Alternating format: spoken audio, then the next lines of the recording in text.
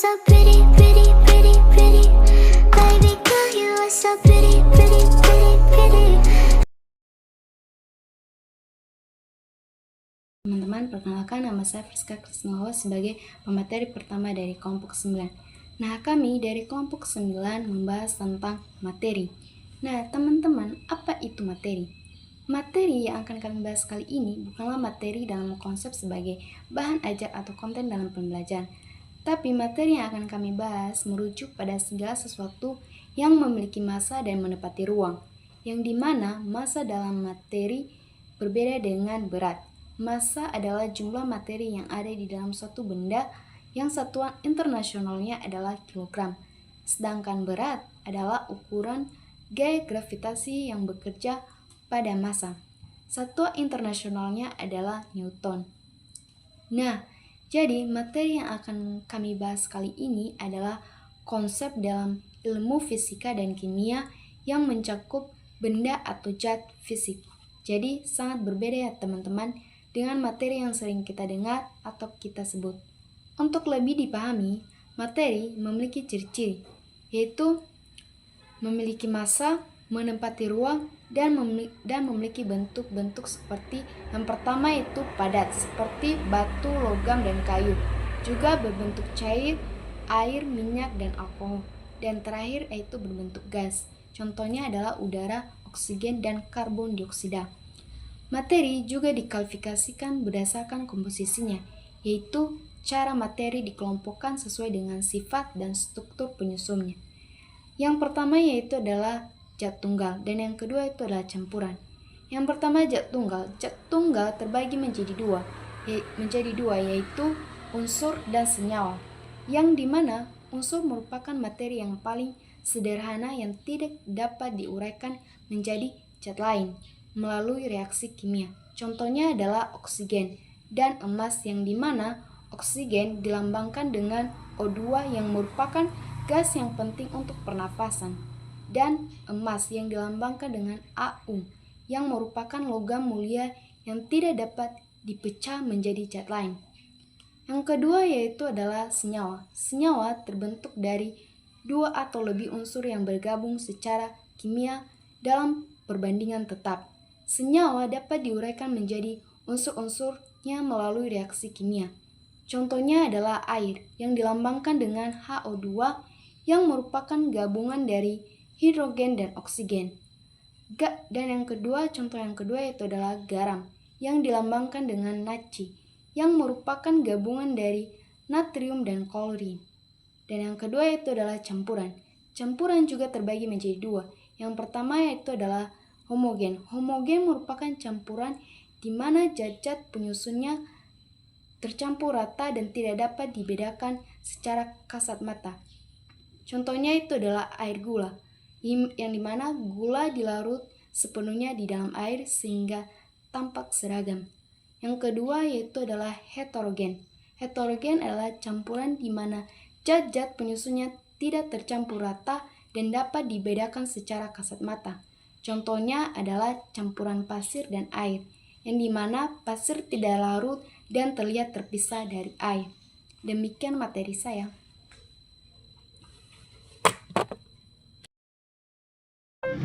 Halo semuanya, perkenalkan nama saya Iman Warnilaia dengan NIM 242109113. Sekarang saya akan melanjutkan pemaparan materi dari hasil kerja kelompok kami yang menjadi pembahasan saya, yaitu wujud materi. Apakah itu wujud materi? Mari kita ketahui.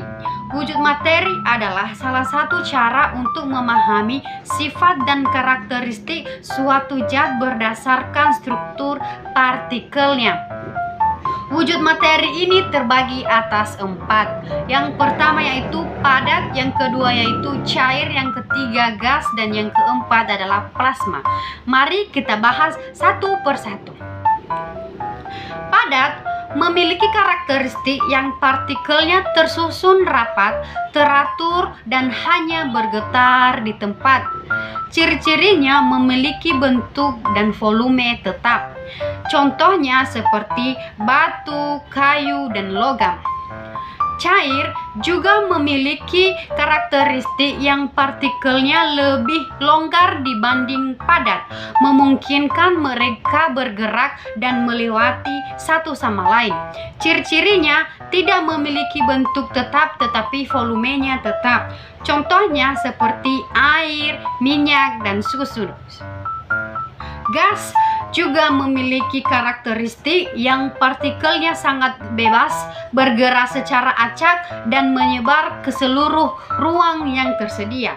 Ciri-cirinya tidak memiliki bentuk dan volume tetap.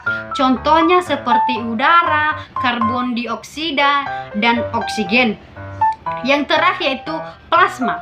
Plasma juga memiliki karakteristik yang merupakan gas bermuatan listrik, terdiri dari ion dan elektron bebas.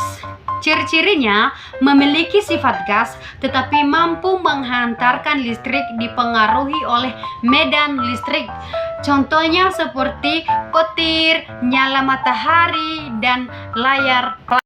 Saya akan menunjukkan penjelasan tentang materi dalam kehidupan. Terbagi menjadi 4 bagian, yaitu 1. Campuran homogen minuman teh manis. 2. Campuran heterogen pasir yang dicampur dengan air. 3. Perubahan wujud es mencair menjadi air dan menguap menjadi uap.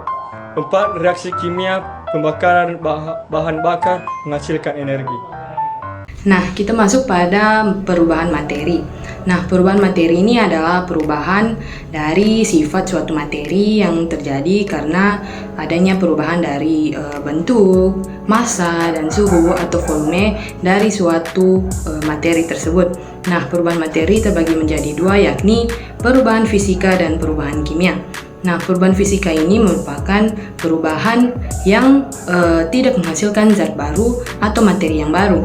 Nah, karakteristik dari perubahan fisika terbagi menjadi 3, yakni 1. Terjadinya perubahan wujud, yang kedua terjadinya pelarutan, dan yang ketiga terjadinya perubahan bentuk dari suatu materi tersebut.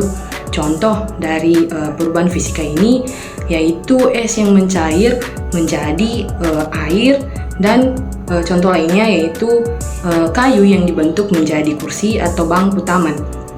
Nah, yang kedua yaitu perubahan kimia.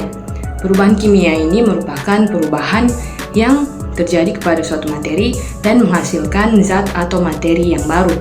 Nah, karakteristik dari perubahan kimia ini terbagi menjadi 5, yaitu 1. Terjadinya perubahan warna, yang kedua terjadinya perubahan suhu, yang ketiga adanya endapan, yang keempat munculnya gas, dan yang kelima yaitu adanya perubahan pH. Contoh dari perubahan kimia ini yaitu kayu yang terbakar dan berubah menjadi abu kemudian menghasilkan gas karbon dioksida. Contoh lainnya yaitu roti yang berjamur dan petasan yang meledak. Sekian, terima kasih. Perkenalkan, nama saya Mira Sofina Zilwa. Saya akan melanjutkan pembahasan teman-teman kami. Nah, sebagai topik materi saya yaitu kesimpulan dari materi. Nah, kesimpulan dari materi teman-teman merupakan dasar dari sebuah benda di sekitaran kita dengan memahami konsep dasar materi. Nah, kita bisa juga memahami bagaimana alam bekerja dari wujud benda, sifat, hingga perubahan yang terjadi. Terima kasih.